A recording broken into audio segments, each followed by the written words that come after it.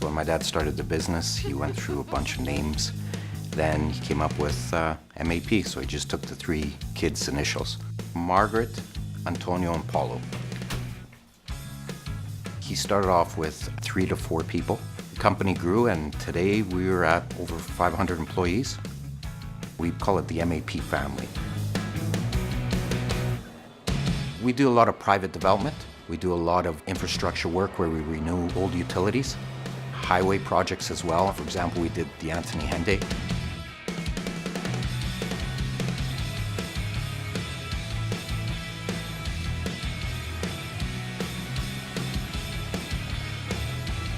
It makes you feel pretty proud when you drive around a neighborhood and you see M.A.P building a community.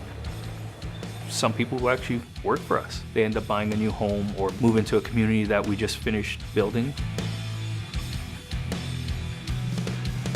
My daughter, she loves seeing like that's where Papa works or that's grandfather's machines. It kind of brings me back to my childhood.